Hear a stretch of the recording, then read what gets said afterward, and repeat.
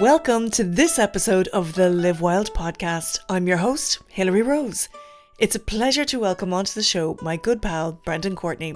Brendan is well known as a TV and radio presenter and a designer, but what people may not know is that Brendan is as funny as he is smart. We chat about his origins in TV, what he considers success now, self-care, and what his third act will be. You tend to encounter blind confidence with people who've never experienced disappointment. And actually, I worry for them because when they get disappointed, and life will shit on them at some point, their ability to cope with that, their mental agility is far weaker than people who've had a series of disappointments and lived through them and got over them and understand. It's the metaphor of broken heart. You know by the third time you're going to survive it. But the first broken heart, you think you're going to die. Like when you're a teenager, you think it's the end of your life. And then you learn resilience through disappointment. And I think that's really important for survival and thriving in life. If the first disappointment gets you, I worry that some people I have seen, when they get a disappointment, they'll just go into the bed. They'll take to the bed, as they used to say. They just get depressed. Yeah. Brendan is full of wisdom, and I've no doubt you're going to love this chat. Oh my goodness, it's Brendan Courtney on the Live Wild podcast. Hello, my darling. Delighted to be here. Big fan of everything you do, of course. Big fan of your life. Big fan of your life, especially on your sea swimming, which is the first date we ever had together. Oh my God, it was. First thing we ever did, we got our kit off straight away. We met about an hour later, we were naked. Quite impressive. Doing handstands. Doing handstands. Yeah. It was like, let's just get the brass tacks, me and you. Let's have a look at the goods. Let's go. And we were with the film crew on a very busy beach. It was so embarrassing. Do you remember? It was so weird, but we just jumped in. We did for the listeners, we did a gorgeous Irish language project together. And I think it's fair to say we kind of fell in love instantly, didn't we? 100%. Brilliant. No. We were like, at an age where we're like, look, we've just come through lots of different things. Yeah. Just get into the sea. Yeah. Let's just do it. And the others were like, oh, I don't know if I'm doing this and that. Just do it. We just got in and I did handstands in the sea. We did, yeah. We did. And they were good. They were good. They were good handstands. Yeah. Mine were better, but that's okay. You're new. I loved spending all that time with you. I just learned so much about you that I just didn't know because our paths didn't properly cross before. And I mean, you've done so much, Brendan. Your career has been phenomenal, in TV and outside of TV as well. What drew you into TV in the first place? Because I was in Dublin Youth Theatre, desperately trying to be an actor. And went for audition for the second year of theatre studies in Trinity, and knew my family couldn't afford it, so kind of told myself I threw the audition. I don't know if I did, but I did. I had to do a classic piece, a modern piece, and sing a song. And it was I was only 16 doing my leaving cert, so I was very young. Oh, same as me actually. There you go. Were you really? Yeah. So I was very young, and I'd been in Dublin Youth Theatre for about 3 years. And actually, what drew me to television was the word presenter was only invented. There used to be like TV host, game show host, news anchor. Presenter was just being invented as a word, as a job. And I had spent my entire life acting as somebody else, trying to cover up who I was. And so had two things. One was I wasn't very good at hiding my campness or my natural gayness. Yeah. But two, I was like, I don't want to act. I've been acting all my life. So I want to be myself. And I remember seeing a presenter in a TV show, and she seemed to be like your mate. And I was like, I want to be like that. That's what I want to do. I want to create work that allows me to be myself and also gets me lots of attention because my parents were emotionally unavailable to me as a child. So I went into the world craving acceptance. I've learned that a lot of expensive therapy. Yeah. Ironically, I no longer crave that attention so much, which is, because you get more comfortable in your own skin. But now I'm stuck at the job because I like doing it and I have a reputation for doing it and I keep getting jobs. So I keep going. Yes. And you're very good at it. Come on. Let's say that. You. I loved observing you during that week that we filmed together as well. You'd go off and you'd do something on camera and I kept saying, yeah, he knows TV. He knows what makes good TV. And I remember Owen Colgan was next to me going, what do you mean by that? What do you mean by that? I was like, just watch him. Just watch. He knows what makes good TV. He's really good at his job. Oh, thanks. I mean, I've been doing it a long time. I speak in sound bites. because Vox Pops are the bane of any presenter's life. Vox Mm, Pops, when you go into the street and ask people, tell us what you think of the election, or tell us what you think of Apple Macs, tell us what you think of ice cream. And you need people who speak in bite-sized things so you can cut it together. So mm, you learn to do that, and then you learn to teach people to do, or to tell people how to do it. mm. So I'm quite a bite-sizey kind of presenter in that I'll go, what do you want from this? Okay, give me the 3 points. Because my very first presenting job was it was lifestyle, it was travel based, travel and dating. It's Mm. all unscripted. So they'd say, stand in front of the Eiffel Tower. I'd say, give me 3 facts. They'd say, okay, it's 2,500 feet high. It was built in 1859 by a French guy. Okay, give me a piece of camera about that. And so Mm. you learn to sort of script, and now I can do duration really well. Like I love that. That's like a game with me. So I'll say, how long do you want on this? And they'll say 25 seconds, and I can get it nearly to the second now. Oh, wow. That's impressive. Well, a lot of it's absolutely rubbish. Right? I can No, fill the time. but it's not, because it's like it's I would do a lot of radio adverts as well, and everything has to be in 30 seconds. So it's a lot of information that has to be delivered in, Purely. and I'm doing it on radio, so I get to do loads of different takes. But if you're presenting, you're on camera as well. There's a punch to it. It needs to be warm and friendly. It's such a craft. I think that's underrated, actually. It's really underrated. Yeah, everybody thinks they can do it until they Mm. do it. Mm. And there's good ones and bad ones, and that's just the way it is. It's like all skill set, right? There's good Yeah. actors and bad actors, but some bad actors keep getting work, and some don't, some good actors never get work. It's it's like that. And at the core of both of our existence are ambitious people do well, Yeah. and you have to be ambitious. I'm quite ambitious. I'm not as ambitious as I was Mm-hmm. because my own time is more important. Good. And your time is very important to you. I can tell with your kids and stuff like that. You literally, that's it. You're doing that now, or else you're working. So, Mm. and that's the lovely thing about what you do. When you take a project, that's your time now. And then when the project's done, you're back to your own time. Yeah. So you can divide the time equally. And so, but ambition, really, I've seen some really talented people do very well. It took me a second to twig that. Did you say and talent? also in my circle, some of the most talented people, some of the smartest people I've ever met have not done very well because they've restricted themselves with insecurity, which affects their ambition.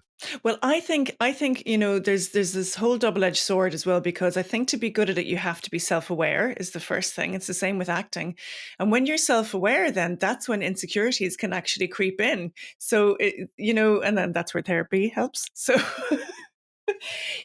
but like you said, you've seen a lot of people who maybe weren't the best at their job, or for whatever, have done really well because maybe there's just a little bit The less lack of self-awareness self-awareness. or blind confidence.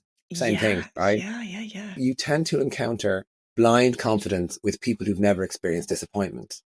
And actually, I worry for them because when they get disappointed, and life will shit on them at some point, their ability to cope with that, their mental agility is far weaker than people who've had a series of disappointments and lived through them and got over them and understand. It's the metaphor of broken heart. You know by the third time you're going to survive it. But the first broken heart, you think you're going to die. Like when you're a teenager, you think it's the end of your life.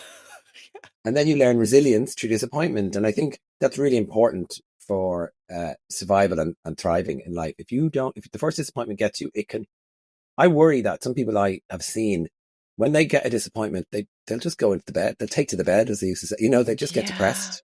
Yeah, that's really important. I think there's going to be a lot of wisdom dropped here today from yourself. Should put a little hat on, shouldn't I? Do you remember who that presenter was that you saw that you thought, I want to be like that? Do you remember who it was? Davina McCall. Oh, yeah. She's so Davina's great. about 5 years older than me, I think. Mm. And I've only met her once in a lift.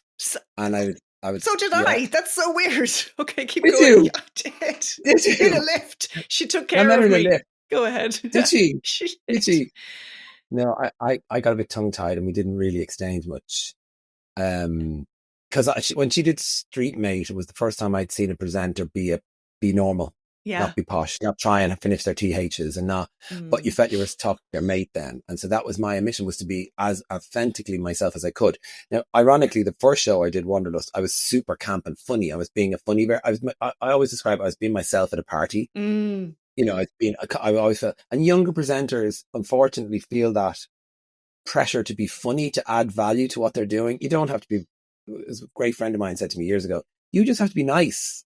You don't have to be Yeah. funny. Don't worry about being funny. Just be nice. Because Yeah. that's all your job is. And I was like, Yeah. oh, that really took me, because around that time when I started presenting, was getting pushed into comedy big time. Yeah. I Really. understand. I understand why, because um again on that TV show that we did, and again sitting next to Owen Colgan, who's from the Hardy Bucks, who's a comic, and that's his main gig, was like, Brendan's the funniest person I've ever met. And I was like, yeah, you're so sharp, you're so witty. The stuff we said in that car that could never be repeated. Like, seriously, some of those conversations, 100%. sober.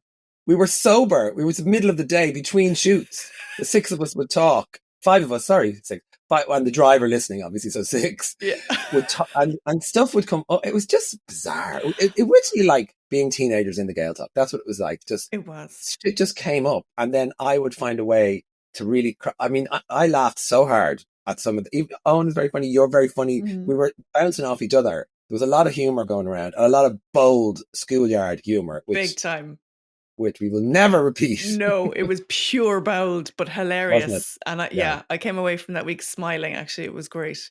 Yeah, me too. Yeah, lots of fun. Did it feel like you transition into fashion? Was it natural for you to do that? So, my mom was a hairdresser, and she was really fashionable, and yeah, she's gorgeous. Good hair day, and never going out without looking your Sunday best. And so fashion became, I remember the moment fashion became important to me. I was 11 and my sisters got bought jeans from Levi's. And I was like, where are they? Why are you wearing them? And I remember looking at myself in the mirror and going, no, I want jeans. And that was a moment where clothes stopped being functioning, and they started to become adornments or things of interest or something to make me feel better about myself. Yeah. And then when I changed schools, I was really badly bullied in secondary school, really badly bullied, tortured nearly, when I think of it now. And when I changed school at 14, nearly 15, I went from a Gael school after the intercert to a really quite working class boys' school in Clondalkin, which I was worried about, which was much friendlier actually than the slightly posher Gael school. But I bleached my hair and rocked into fifth year with a bleached head, with a bleached flat top and a red leather jacket. Oh, wow. So I didn't realize at the time, but I used clothes to reinvent myself. Yeah. So I arrived there as this kind of, they thought kind of Billy Idol kind of, who was this? They said, real arty. He's real arty. He's mad, that fella. And I started to really be funny. I started to come out of my shell and use humor. And my key to it was always looking kind of interesting or different. So fashion or the effective aesthetic became important to me then. And I was obsessed with clothes. And actually, when I was working after Dublin New Theatre and after I didn't study theatre in Trinity because I threw my audition, I ended up studying business and accounting and was working in theatres in there, helping them do their admin. Oh. And somebody said to me, it was the first sort of art centre in Dublin where there was like 4 or 5 theatre companies. It was called the Ormond Multimedia Centre. It's where the Morrison is now. Loads of people. It's where the Horny Organ Tribe was on a Friday night, and it was all very artsy. And Ali Curran, who people will know in the art scene, who's now on the board of IMA, who was director of Peacock, she was running a small theatre company. She was running the Fringe Festival. And she said to me, they're looking for a new presenter for head to toe. You always look really sharp. I always wear vintage suits and like really smart shoes with t-shirts. I mean, I really, really, really, when I was younger, really thought about my appearance a lot. But as young people do, I think it's normal in your 20s, because you're trying to look cool, you're trying to attract a partner, you're trying to figure out who you are as well. Figure out who you are. And so I went for an audition for head to toe, like way before I got into television. And I was 20, 21, and I nearly got the job. Wow. And the producer, who still gets quoted, Anne Roper, she's still around, she's still a friend of mine. She took me for coffee and sat me down and said, you didn't get this job, but you absolutely have it as a presenter. You need to pursue this as a career. And if she didn't say that to me, I wouldn't have continued. She said to me, I'm telling you now, you have it. You can do it. You're very good. Camera loves you. She gave me all these. I was like, are you really? And then imposter syndrome has stayed with me forever. I've watched stuff back so many times going, oh my God, that was shit. But even on the radio, I'm like, I'm obviously not hearing what people are hearing. Because people are very kind about me on the radio now, and I'm like, okay, I don't hear it, I don't get it, but that's imposter syndrome, and we get that. So fashion was always in my heart because my mum and the way I used it. I said I was very interested in it, and as I got pushed into comedy when I went to the UK, sort of 2002, I started working in the UK 3, 4, 5. I wanted to work in an area. I wanted to develop an area that didn't involve this, because unlike an actor, okay, you can be typecast, obviously, and you're a woman, obviously, and you can, there's certain things you're at a certain age, and all, but actually you can play lots of different roles. As a presenter, they either want you or they don't want you. So there's only one role you play, and it's Brendan Courtney. So, and you come in and out of fashion, but especially when you're younger. So I thought I need to develop a skill that isn't me, that keeps me working. And I brought back the clothes show to BBC's clothes show. It had been off air for about 8 years, and I brought it back with me, Karen Franklin, and Louise Redknapp. And while bringing that back, got the rights to it, I decided to study fashion, so that when I was interviewing designers, I wasn't going, what was your inspiration? Which is what every people ask you, because they don't know what else to ask you. I went and studied fashion for 3 years, and I learned how to make garments, how to design them, the manufacture process. I was particularly good at pattern cutting. Wow. And so I did that to a company. So I basically got into fashion, television fashion. So I kept working. So I developed a new skill alongside presenting, which was, so I realized back then the presenters that started to flourish, just the shiny floor presenters, as they call them, like the Cat Deelys and the Ant and Dex, those top 5% are the only 5% that keep working. And there's 95% of shiny floor presenters that fall away. There's studio presenters, essentially. They do the game shows and all that stuff. Yeah. If all you can do. Now, the other people that were biting at our heels were comedians were taking over. So, comedians who could go and sell tickets in a theatre and be funny and then come and take the telly job. So that's one threat. And then the other threat, which is where I wanted to go, was what I call a specialised presenter. Yeah. So a specialised presenter would be a builder, an architect, a designer. So somebody who can talk with a very informed knowledge on an area is vastly employable over somebody who just reads an auto cue. So I knew that I needed to become a specialised presenter. And the area that fascinated me the most was trend, marketing, what moves people to react to things. So my interest in fashion then became about sort of social geography and how society is interested in stupid stuff like the Met Ball, or, fascinated by what people wear and how does that affect our psyche. So all that stuff was the stuff of fashion. And also I love the theatre of fashion. So I love all the elements of it for different reasons. And then when I was doing the clothes show, I was offered off the rails. And I thought, and I felt for the first time in my life, really qualified to do something. So I came back to RTE. It was 2006. They said, would you be interested in coming back to Ireland to do Off the Rails? And I'd gone for Head to Toe 17 years earlier. Wow. So I kept saying, that's tenacity. Yeah, sure is. My word. 16 years earlier. So I was 37 and I'd gone for Head to Toe when I was 21. Wow. And I came back and I was like, okay. And they made me audition. And I was like, I've just done 150 episodes of the clothes show. I mean, I know what I'm doing. And they're like, we want to see. And I was like, I don't want to do Trinity and Susanna, what not to wear. I hate that. I want to do what Gok does. I want to do how women to empower people. So Gok's message was huge at the time. We totally copied what he did in terms of, let's spin this to positive. Let's spin it to, how to look. We used to call it ours, how to look good naked in the dark was the Irish version. But I met Gok a few times and, I thanked him very publicly for being a huge inspiration. And at the time, it probably was considered, but we had a much older brand. Head to Toe was a 20-year-old brand. So was it at that point? Yeah, I think it was about 18 years old. No, sorry, that's a lie. It was 12 years old. We got it to 19 years. Wow. But because it had been a few different guises, Head to Toe and Off the Rails, and a number of different presenters. So we just took the mantle knowing it was a bigger brand than us.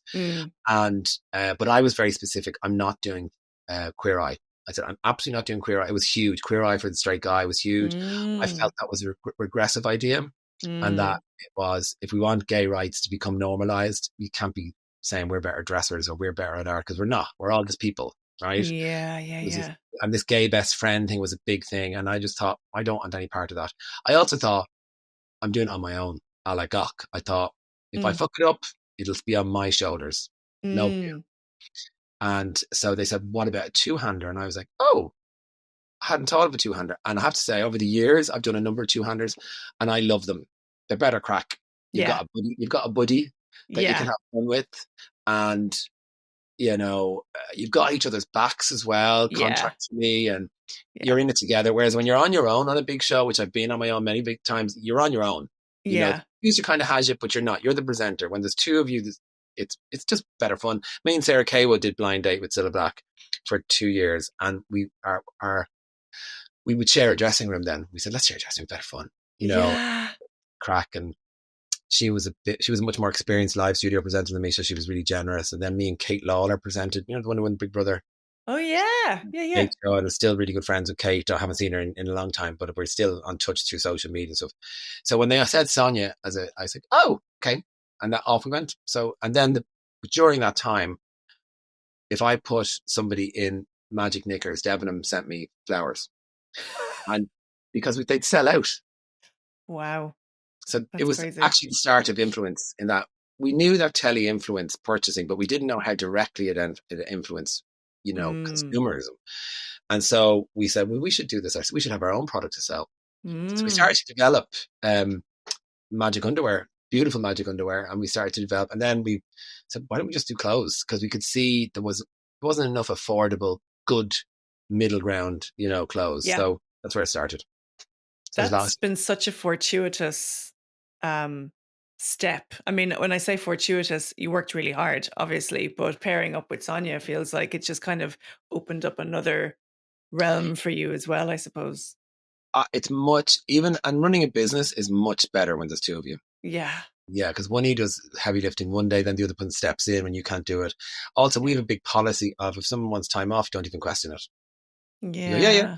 Whatever you have to do, you have to do. So we were like, if it stops, because you're both grafters and you know it as well. Like, you're not going to. Yeah, and when it's your bank account, you tend to get up and go to work. Yeah. So absolutely. we were very naive when we started it, and that naivety, I believe, is probably one of the most important ingredients to succeeding in business, because if you knew how hard it was going to be, you wouldn't do it. It's like parenthood. Yeah, I think naivety is a great because you kind of go, whoa, this is hard. Just keep going, and you look back. And, wow, that was hard. I don't know if I want to do that. That nearly broke me. Mind, body, and spirit. Yeah. And it's funny, if I was asked, would I do it again? Like, would I do menswear? I always say no. That's really? not it. No way. It's too hard. Wow.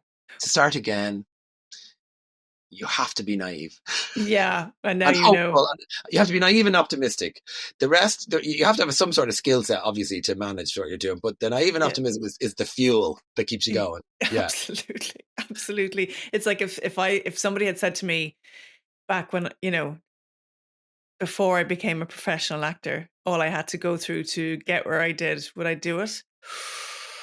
It's a lot of work, a lot of shit, Whoa, a lot of nonsense talk, a lot of late nights, a lot of discomfort, a lot of poverty. Oh, it's so much of all of those things. And then you kind of go, why would you put yourself through that? Because of naivety. My experience, and I think it's because I'm not a Nepo baby, is because they definitely have it easier because they have money, and money is a huge, but money is also, it slows people down in my life. I've seen people I know come from money, not be as hungry for it. Whereas I've had to work to pay my rent. That's that's nothing more driver than that. But coming from where I come from, that's been a big driving force, because you just kind of got to keep going. Yeah. You got to pay the bills. Let's go back to off the rails for a minute. Like you and I had this conversation in private, and you kind of said, God, you couldn't make a TV show like that anymore. And likewise, some of the TV that I've been part of as well, like we'll say Republic of Telly or The Fear, the Hidden Camera Show, I feel the same. You just couldn't make that TV anymore.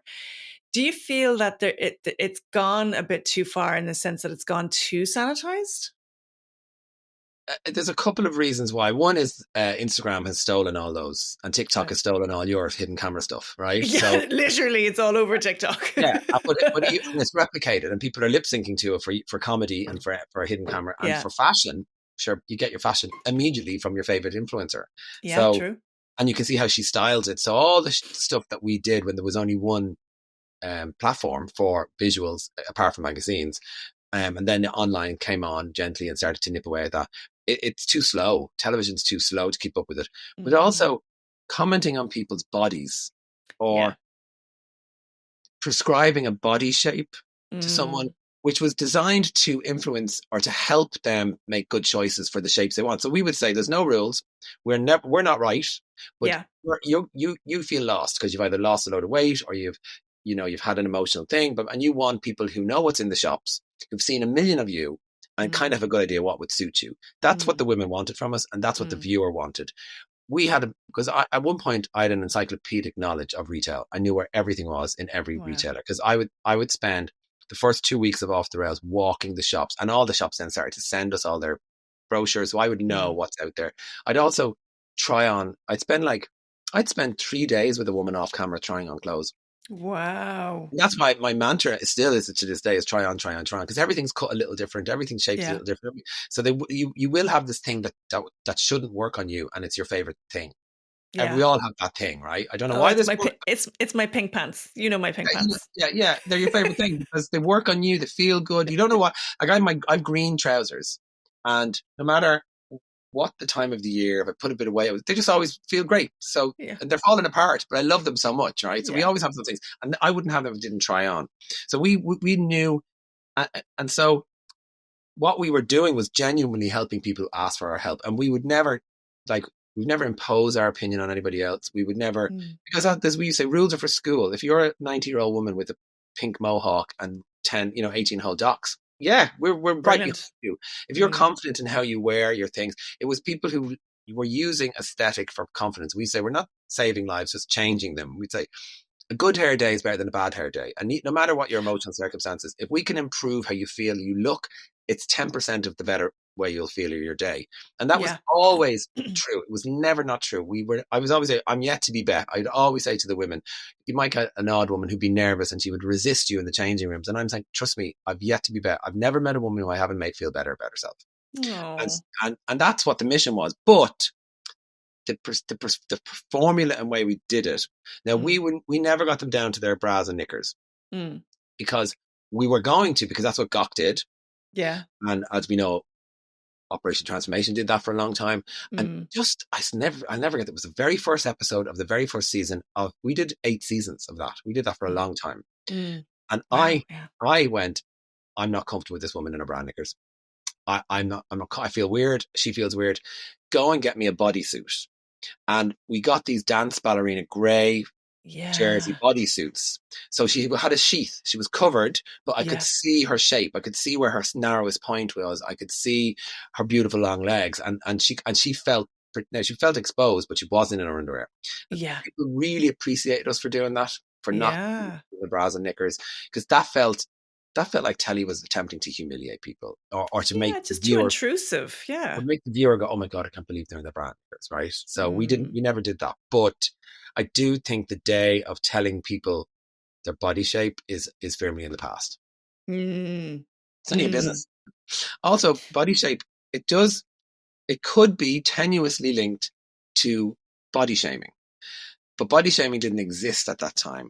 Yes. And I think the new liberated movement of anti-body shaming is actually a really good thing, because when you sit on a beach, everybody's body is really different. And in fact, when you're backstage, we discovered that on day one, didn't we, of our date? Right, we did. Every models are beautiful freaks, you know. When you're backstage at a fashion show, a proper international fashion show, they're all fucking 6 foot and like that. They're just like, they're odd, and they'll all tell you at school they felt freakish. Yeah, they were bullied or whatever. Yeah, because they were odd. So everybody's body shapes. It's just the fashion industry decided that very tall, skinny people were best to show clothes, which isn't true, as we now know. Not true at all. Absolutely. So I think we couldn't.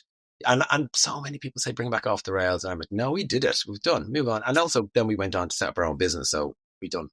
Yeah, you don't need it to. I always love your energy and your authenticity. It's like you're Brendan Courtney, unapologetically, and I absolutely love that. And you're just so unique as a person. Oh, like, thanks. did you? That's very kind. You were though. Thank you.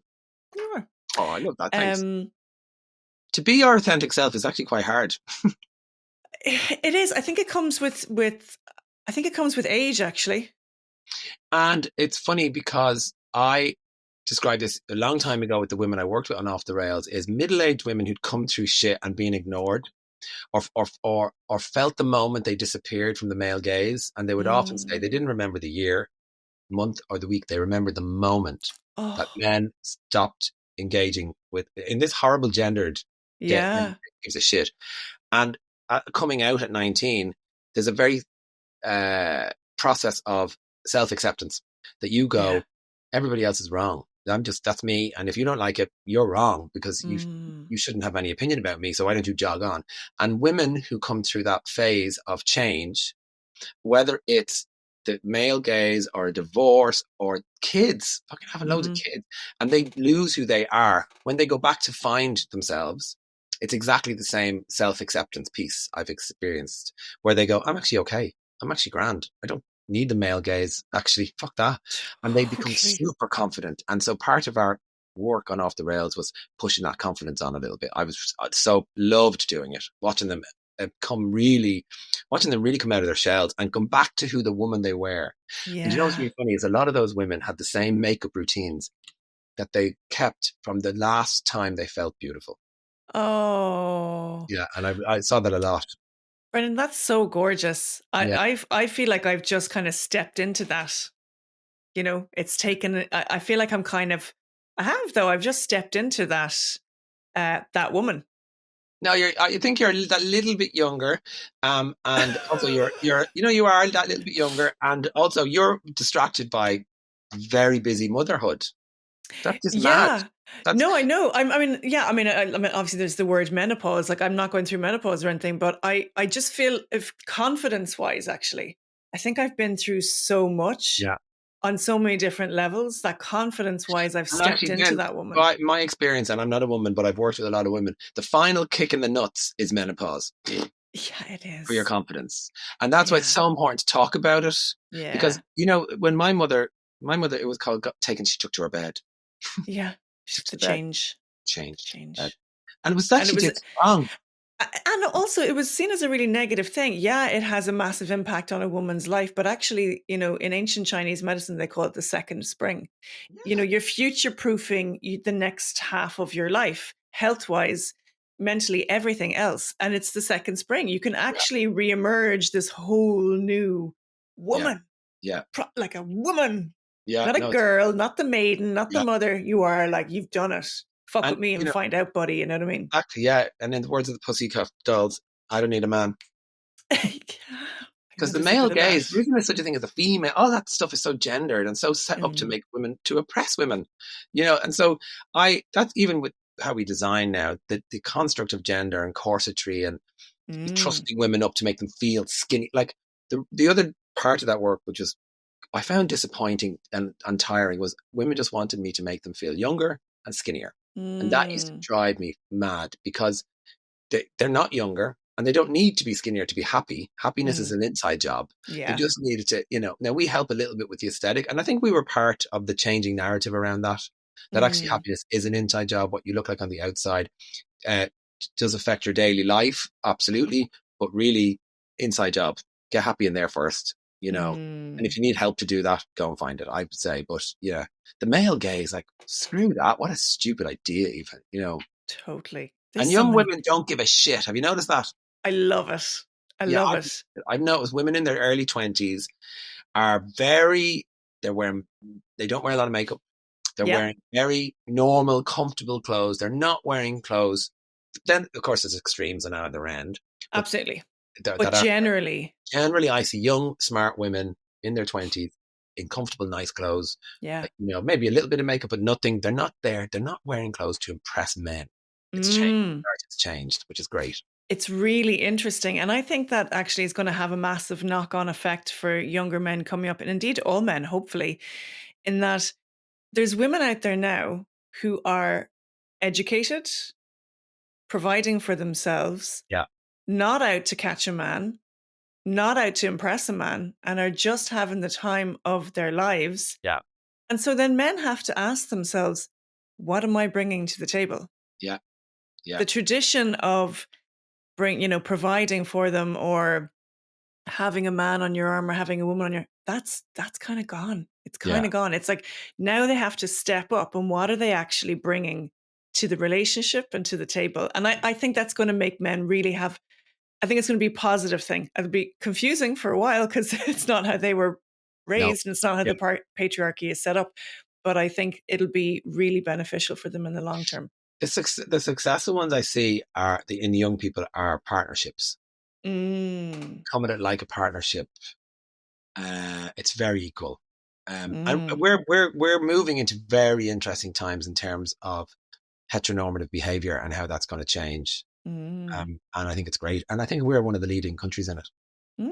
Yeah, because we came from such oppression of women. Yeah. Women were like, what the fuck? No. Yeah. But also don't mess with an Irish woman, I always think. No, yeah. But there was a big awakening in the last 30 years by women going, hold on a second. What's going on here? No. Yeah. Hang on a sec. None of this is fair or equal. Wait a whoa. Yeah. And I think the message around the world from Ireland is, don't worry, it'll happen if you just keep strong. We keep and support each other. Yeah, absolutely. Yeah, very interesting. You and your authenticity that I love. Was there ever a time that you felt felt pressurized to compromise that in any of the gigs that you did? Oh God, yes. Hey, if you're enjoying this podcast and you'd like to show us your support, if you like, you could buy us a coffee using the Buy Me a Coffee app or online at buymeacoffee.com/livewildpodcast. Or just click the link in our show notes, it will take you there. Alternatively, you could like, subscribe, or share the show with your mates or on social media. It really helps us bring you the very best show. Thank you so much for your help. Off the Rails was a bit performative, if you think about it, because I was like the fashion guy. And there was very little room for me to be funny or have my personality, or it was literally, but luckily I got to talk to women about what I was doing and why I was doing it. So a bit of my personality, but really I was a specialized contributor. That's what I call it, a specialized presenter.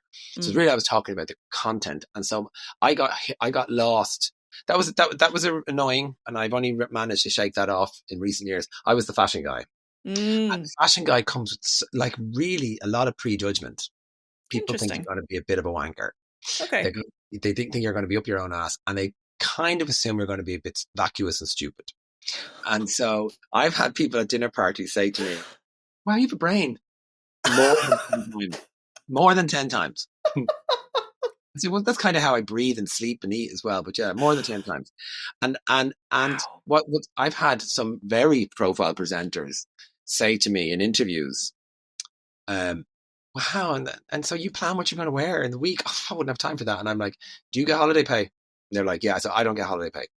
So I work for myself. So I have to plan because I have to do 10 things to continue doing what you do in 2 hours a day. Yeah. So I have to work really hard to stay on this wheel. You don't. You're institutionalized, and you think because I come through fashion, I haven't worked as hard as you. I've worked fucking way harder than you. Yeah. I had no nepotistic attitude. I had no university education. I had to work really, really hard. And when I look back now, my access and my opportunities were completely created by me. And I'm really proud of that. So when people would judge me about the fashion thing, I'm like, yeah, how's your label? There you go. So yeah, people go, oh, fashion's so funny, isn't it? And there was a lot of judgment about that. Now, and I've been part of that narrative. Fashion's a multi-billion pound euro business around the world. It employs hundreds of thousands of people, and it includes retail and includes frontline, and it's moved into a new level of respect. But I bought the fashion thing was I suppose a thing I had to carry for a long time. Like my bank manager was like, "Oh, I knew you were coming in today. I didn't know what to wear." I'm like, I'm not looking. I only look when I'm paid to look. Yeah, exactly. I don't give a shit. Like I'm quite casual. Like I don't care. And I remember being 28 and saying to my dad, "I can't wait to not care." Yeah. And so I don't. I mean, I love dressing up and I love having fun with it, but it can only be on my terms now. I'm not going to let it make me feel bad. I'm not going to let it make me feel fat. I'm not going to let it, all those things when you're younger, trying to hide yourself. But I don't care now. I'm much more liberated by it. But yeah, and there was one time in England, it's quite funny. I was in a live studio show and the director said, you speak very quickly. And I was like, I'm Irish. And he said, yeah, but can you be less camp and less Irish? And I was like, book Lorraine Kelly. No, I can't be less camp and less Irish. Wow. Good for Yeah. you. Yeah. I was like, no, I can't. And then I started to do this phrase with other Irish people that I'd meet in situations like that. And we were English people. And I say, speak really quickly. They can't understand us. So if you want to tell me any secrets, just say it really quickly because I can't understand it. And I couldn't. Then we would do that to each other. That was like, that was before I got the Changa back, you know? Yeah, I was going to say, yeah. I was to say your woman's called over there. She's great. She's not massive. Oh my God. And then they're like, whoa, what was that? Yeah. What was that? Speak really quickly. They can't understand. I love that. But yeah, so, yeah, I mean, I was able to, that's a brilliant question, Hills. Yeah, it was hard to cling on to myself in a lot of it because I work side by side with so many good presenters I know have a presenting persona that they just go into. Yeah. And that's it. It's to them now. They can't come back out of that. And so many times I've wanted to say to folks, just try and be yourself. The funny person you are when we're standing over there, just try and bring that person into the room. But they're very experienced, long time doing it. I'm thinking of a presenter I worked with for years who was a Blue Peter presenter, and I love her. And she's the most polished presenter, she could do timings, but she had been trained to speak in a certain way by the BBC. So when the camera came on, she talked like that. Yeah. So yeah, it's a difficult one because you could easily go into the habit of being somebody else. We've talked a lot about success and career and motivation and being driven. What do you consider success these days, as opposed to your initial drive? Yeah, good question. It definitely has changed because from the 80s, success was money. Was wealth, coming from poverty and earning money. That was success. Then you learn past sort of 60, 70 grand, it gets complicated and there isn't that much more success. Yeah, it's so true. Oh my God, it's so true. Yeah. Up to there's loads of studies on it actually, so I'm not even making this up. Up to about 70 grand is all you really need. You can get your children to the school you want them in, you can pay a mortgage, and you've enough money that the hours you're awake, you can kind of generally go and do what you want to do. Yeah. After sort of 70, 80, after 120 it gets complicated, and there's a rule. I think it's called the theory, and it's called Burns' theory of vacuum, and it's something like you just find somewhere to put that money, and it's not always positive. Wow. And yeah, you'll fill the vacuum with something that money gives you. So money can be complicated. So I've learned that that's not it. I've learned that constant quest for a peaceful mind. Yeah. And I constantly remind myself of how little time we have. I think it's really important that it's over in a jiffy. I'm 53 now. You know, Kylie Minogue Spinning Around came out when I was 33. That was 20 years ago. Wow. In 20 years' time, I'll be 73. So that Spinning Around, that song coming out, that's my line, and Kylie's my line in the sand. So that 20 years went like that. Yeah. And it's been blissful, but I have not been present for a lot of it. Definitely. My mission, I think success is being present as much as you can, and not stop trying to control the shit you can't control, acknowledge what you can control and do your best with that, and the shit you can't control, you let go. So I think I'm part of a generation that's learning fast. Yeah. Catching up, because it was illegal to be gay when I was 19. Isn't that insane? I was just thinking about that earlier. That's absolutely insane. I've seen massive change and felt and being part of the change, and we've all lived through the change, and it's been really exciting to do. But now it's time to sort of, I suppose, I want to be really mentally agile and enjoy, not be distracted by shit. Like you still fall into old habits, and you see them and recognize them, and you're like, oh no, anxiety, or oh no, I don't want to go away. And it's all you, because it's how you're reacting to the external forces around you. And so I find, success is, I suppose, a still mind. It's a really calm approach to things, which I'm obviously hyper, so I find that hard. But yeah, that's me, I suppose. And really, like, your health is your wealth.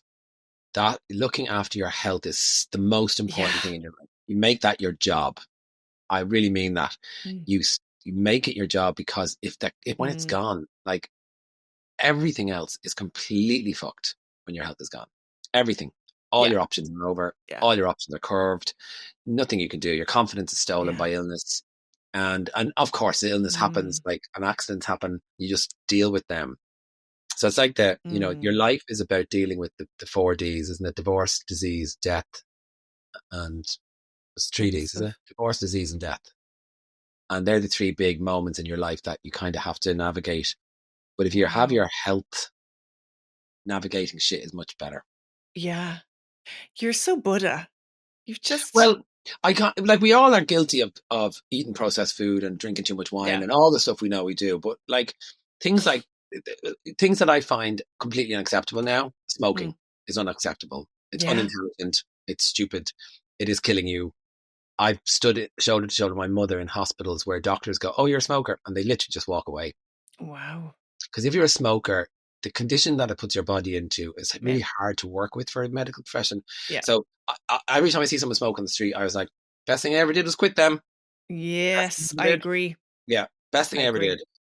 And then we try and just exist within the society, like try not to drink too much wine, try not to eat too much processed food. But my priority every day is working out. That's the first appointment in every day.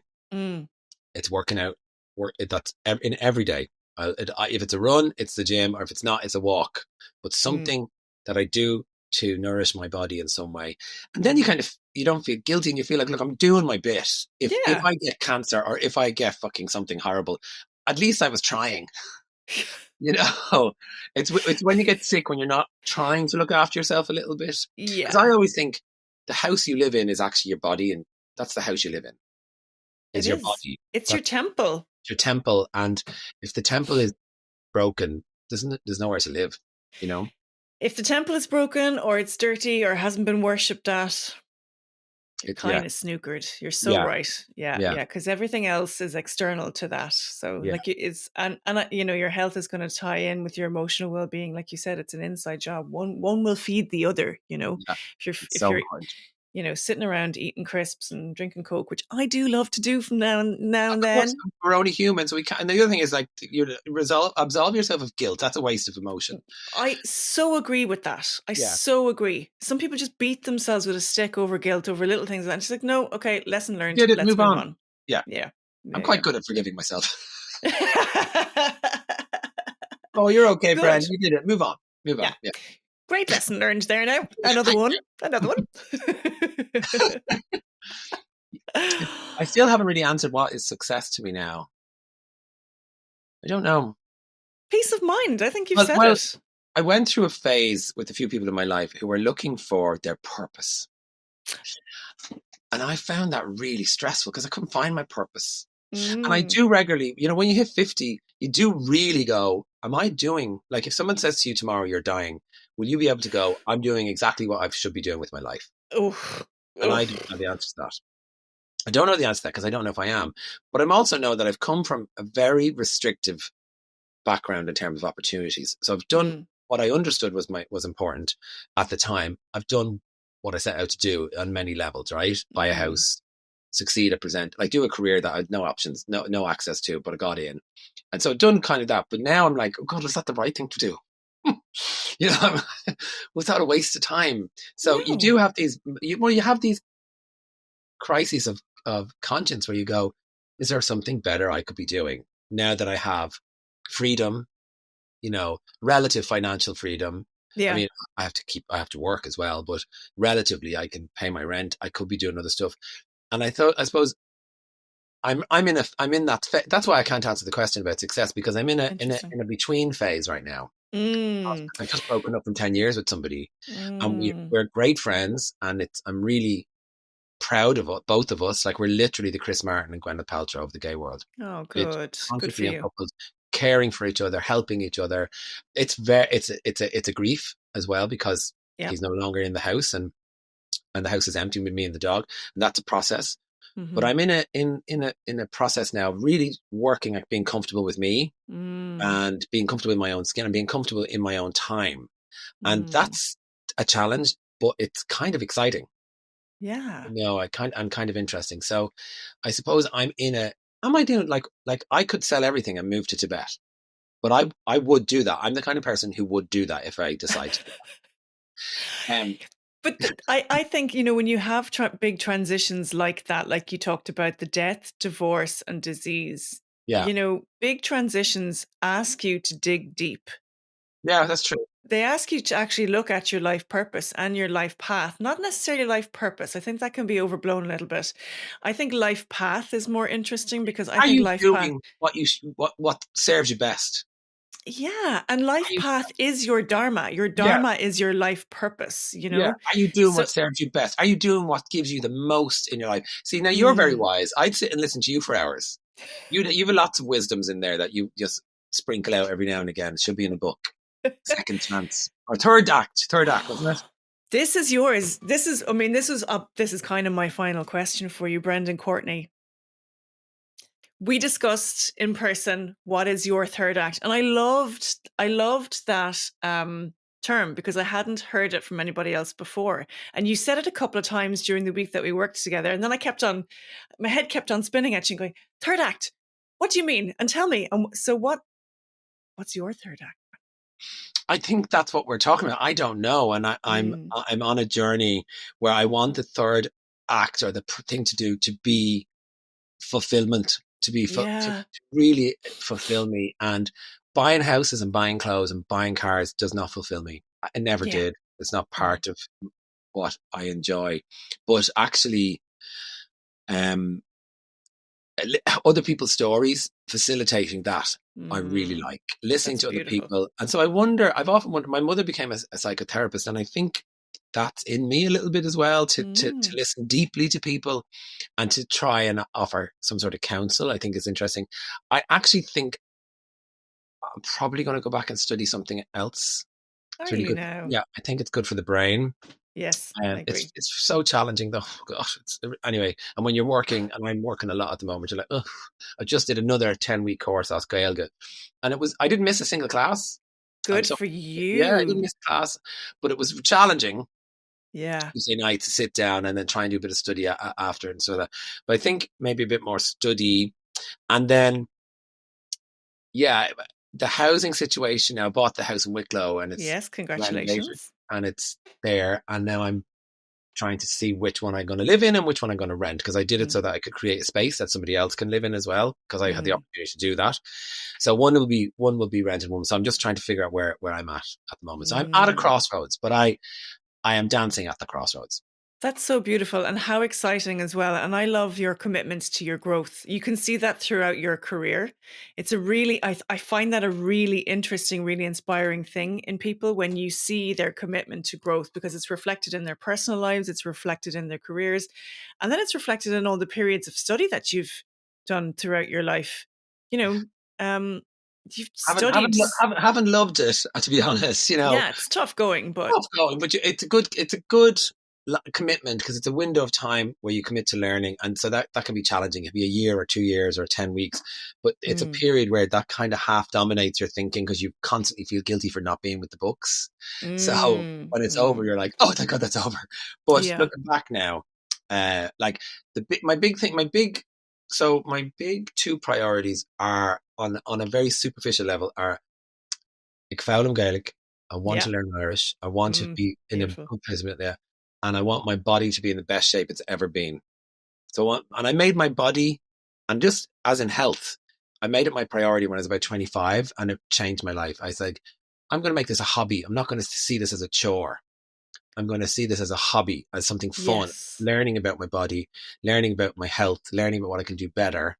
And I remember sort of making that commitment and then not really seeing it through until I was 10 years later, and then saying, I Mm. promised myself I'd make this a hobby. So now I've made it a habit. So Mm.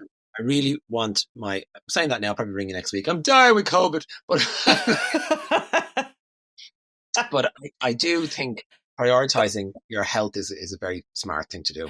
Yes, I don't think you said at the start that there may be superficial things. I don't think either of those things are superficial. I think prioritizing your health. I interviewed somebody yesterday and they talked about being the CEO of your own health. And I think that's a really good That's phrase, brilliant. I love that phrase. isn't it? Be the CEO of your own health. Take control of it. Do your research. Stay healthy. Eat well. Diet, exercise, everything. Look, there's so much information. Everyone knows how to do it. There's no excuse really now. This is a great one I read, which always stayed with me. Eat your food like it's medicine before you have to eat medicine for food. So Good, true. isn't it? No, So my then think breakfast now about, is my breakfast is now cottage cheese and flaxseed oil. There you go. High in fats, high in proteins, high in omega, and I'm loving it. I'm Oh, loving it. it's spicy. All right. I think it is. I'm actually really enjoying it, but I'm sure other people would balk at it. But it's really switched my brain back on. I needed more omega-3s and fats for my brain, which I've realized, and coconut oil I take a lot of as well. So I switched my brain back on, which is You're really good at it, a though. relief. You've really taught yourself about nutrition. I did. It's just been, it's been, my mum we used to always nickname my mum Dr. Rose because mum Why? was into it. Mum was into nutrition and kind of herbal stuff as well. And then she went completely like, take a pill, sort it all out. And I'm totally the opposite. I'm like, no, you have to find the root cause of it and try and do it naturally if possible. I think it's more beneficial. Shake my mother, she rattles. Yeah. Really? Same. Yeah. And the other one was your Irish language journey, which obviously I'm on with you as well. I mean, we're doing it separately, but we're coming together in parts and stuff. And I remember saying to you at the time as well, when we did that show, day 5 was a game changer for me. I was dreaming in Irish. I woke up thinking in Irish. It did something to my brain. It switched on a part of my brain that had been dormant. Yeah, and then I went on this massive creative streak. And obviously since then I've come across the phrase like Tirgan Tanga, Tirgan Anam, which is, a land, a country without their language is a country without their soul. What does it mean to you to be reconnecting with the Irish language again? Yeah, I mean, it was beaten out of us and then it was beaten back into me. And so my relationship with it was very traumatic, But actually, I think it's very important politically to speak Irish. I think it's very important on a global scale to acknowledge the damage colonialism did around the world and continues to do around the world. And a very subtle political statement is to re-embrace your language that was taken away from you. I love that. I think it's very important. You just say it's mine and I'm taking it back and nobody else can take it away ever again. And the growth of that language, which we can see across all platforms in our country, it's a gentle reminder that colonialism destroyed the world, created slavery, still continues to afflict terrible pain around the world, and it created land ownership. That's exactly what it continues to do, and that was all colonialism. And that was just white men taking land, raping it, spitting on it, and leaving it to perish. And now it's still doing massive damage. And I think politically, if you want to make a statement about colonialism, take back your language. That's all. Nobody can take that from you. It's your dignity, your language, and your right. And I think as we grow as a small nation, we have such influence around the world. And our influence, I believe, is at the silent fight wins every time. Like Mahatma Gandhi, sit in silence, take your language back, take your dignity back, and eventually they'll get bored and walk away.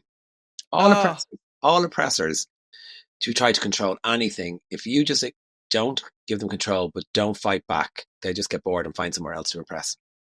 And that can be a personal person, it can be another country, it can be a system, but all oppressors eventually get bored when they can't oppress through silence. Just take your language back.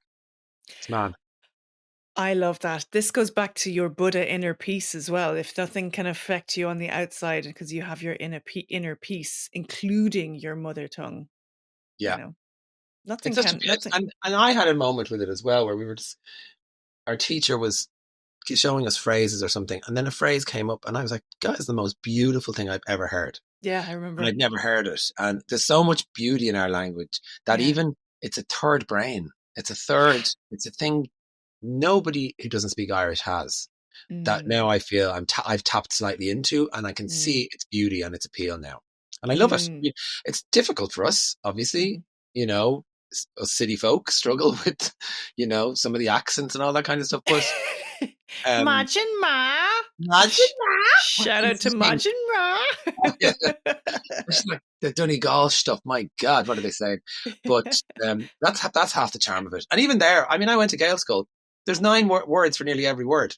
Wow, yeah. Because dialect, accent, you know, so there's loads to it as well. And it's a whole, you know, the thing that Kneecap have done, and their political posturing is fantastic. You know, it's fantastic for awakening, because I think so many people I know in America, Germany, well, not Germans, that's a bad example, actually.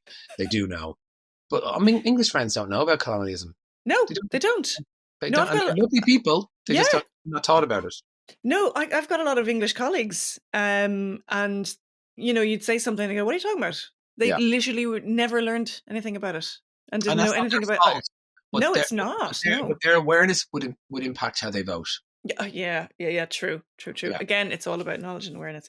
I'm conscious that we're coming to the end. So, Brendan, Courtney, this is the Live Well podcast. Are you ready for the Live Well quickfire round? Go for it. Do you believe in magic?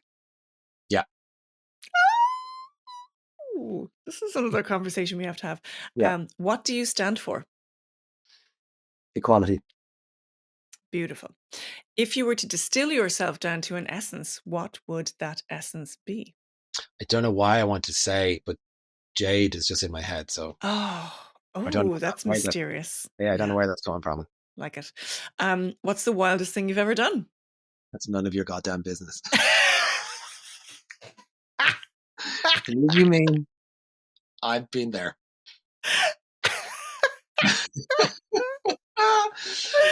I'm here to tell the story, so yeah. I love it. What's the one thing you do every day that helps you live wild and free? Definitely work out. Definitely. And if I injure myself and I can't work out, I feel my mental health not right. I rely, and I'm now going to find new ways to continue to work out. So I met a group of sea swimmers the other day in the sauna, and they're older women. They describe themselves as, I didn't, and they say, we're older women, come with us. And I was like, okay, I trust you.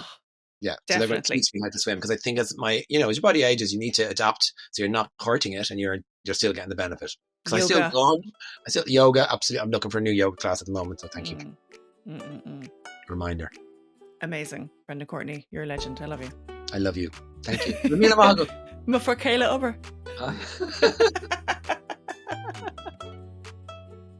Thank you for being here. We hope you enjoyed listening as much as we enjoyed making these episodes. Thank you, as always, to our amazing guests. A special thank you to Aoife McNamara, my co-producer extraordinaire from Imagine Media. Please like, share, subscribe, and rate us. It all really helps. And remember, this content is for education and entertainment purposes. In short, it's not gospel. I always say, take what resonates with you and leave the rest. Always question everything and do your own research.